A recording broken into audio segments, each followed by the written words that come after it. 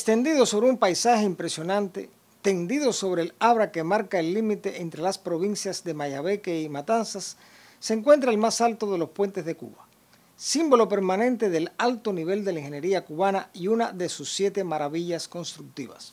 Aun cuando se apoya en 2 provincias y comparte con ellas la pertenencia, para los matanceros será siempre uno de sus puentes propios, rehusados a compartirlo. De hecho, cuando se inicia el recorrido desde su apoyo en Mayabeque, el viajero se asume entrando en la ciudad. Los factores que propiciaron la construcción del puente datan de la década de los años 40, cuando se concluye la Segunda Guerra Mundial, aumenta la aviación comercial y por primera vez se aposentan turoperadores en La Habana, toda vez que para esa época Cuba absorbía el 30% del turismo del Caribe. Las perspectivas de un futuro de promesa económica, luego de largos años de conflicto bélico mundial, obligaban a pensar en el futuro con el adelanto suficiente.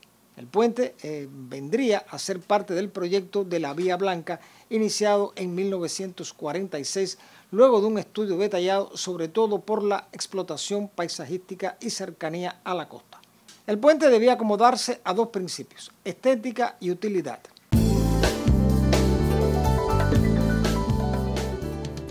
La Vía Blanca conectaría a 2 importantes localidades, La Habana y Varadero, cubriendo una distancia de 132 kilómetros.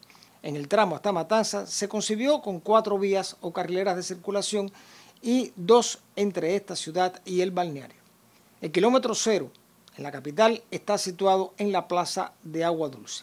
Además de la ventaja de una rápida conexión entre 2 lugares, el propio desarrollo de La Habana extendía la urbe fuera de los límites tradicionales, aprovechando las zonas de playas inmediatas, fácilmente conectadas con este tipo de recurso vial, cómodo, seguro y estético. La carretera era, con toda lógica, el complemento ideal para el proyecto de urbanización en la periferia.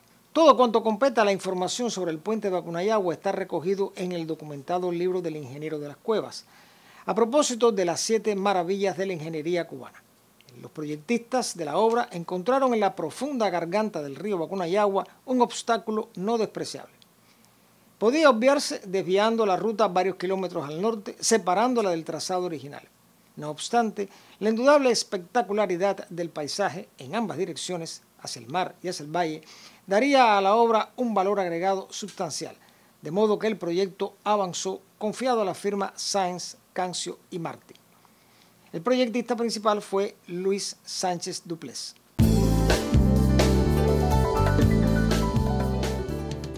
El movimiento de tierra comenzó en 1956, pero los estudios para la ejecución datan de 2 años antes.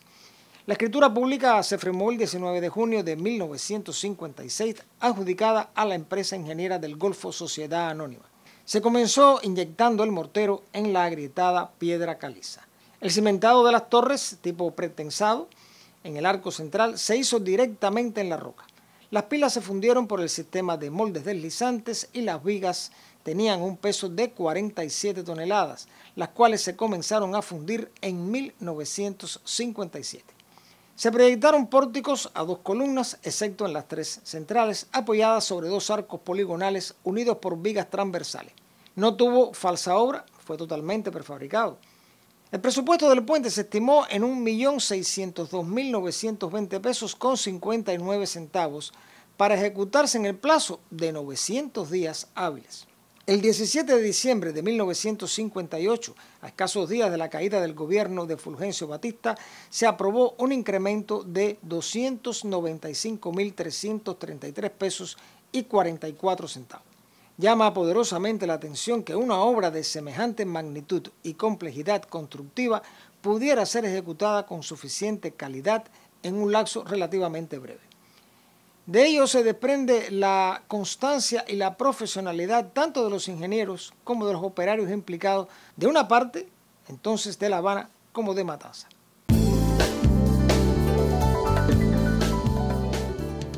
Los pórticos se fueron fundiendo al mismo tiempo de uno y otro lado del puente.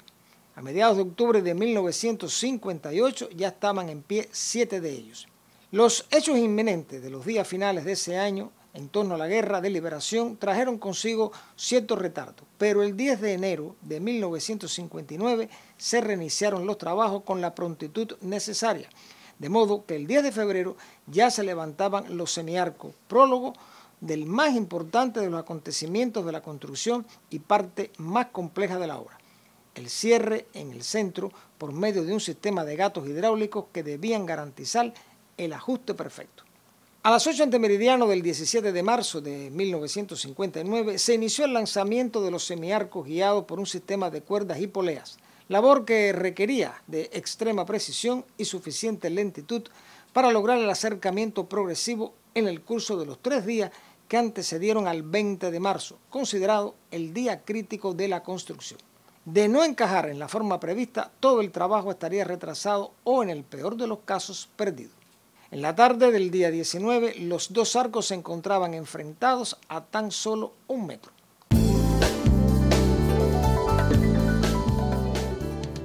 El día 20 de marzo de 1959, sobre las 3:40 pasado meridiano, se realizaron los últimos ajustes. 20 minutos más tarde, luego de avanzar al encuentro centímetro a centímetro, se toparon los dos semiarcos de 47 toneladas cada uno.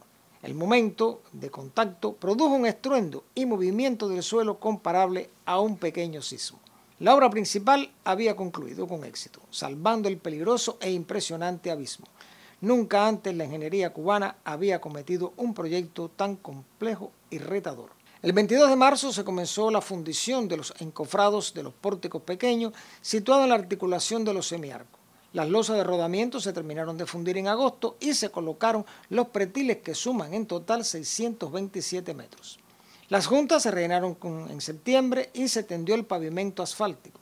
En esencia, el más complejo y osado de los puentes de toda Cuba estaba concluido, llevando consigo una carga de historia que involucró tanto a los diseñadores como a los obreros que desafiaron la altura y de los cuales quedaría mucho por decir por ser algo más que simples ejecutores. Había entre ellos una conciencia política del momento histórico que el país estaba transitando, de modo que el recuento del puente no se reduce a la interesante descripción de los incidentes constructivos.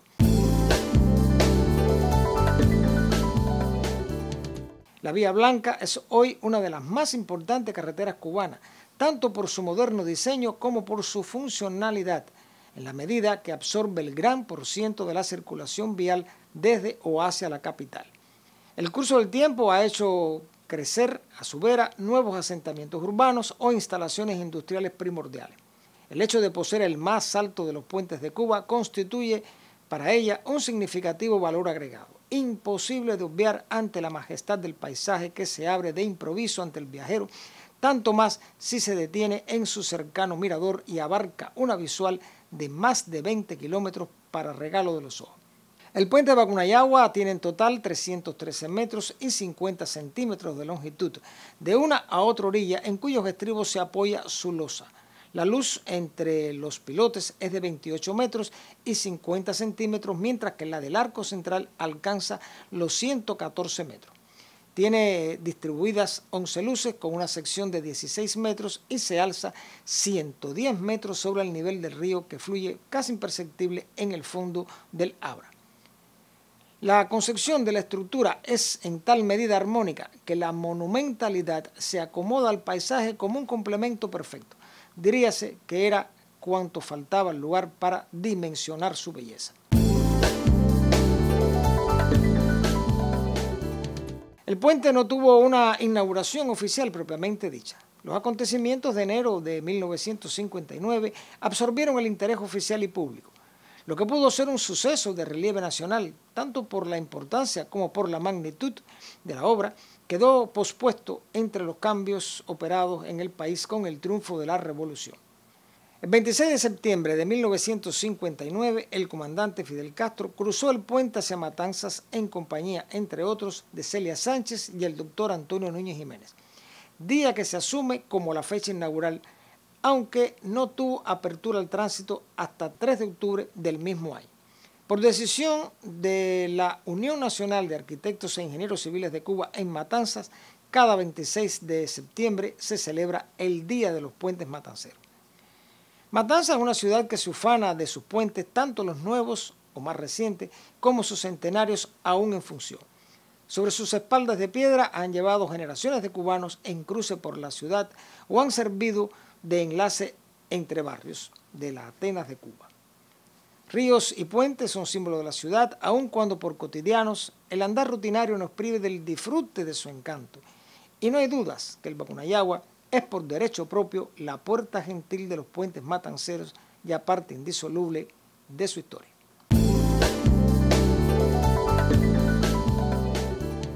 Los invito y los convoco para un nuevo encuentro con la historia y el recuerdo, porque la memoria es la dueña del tiempo.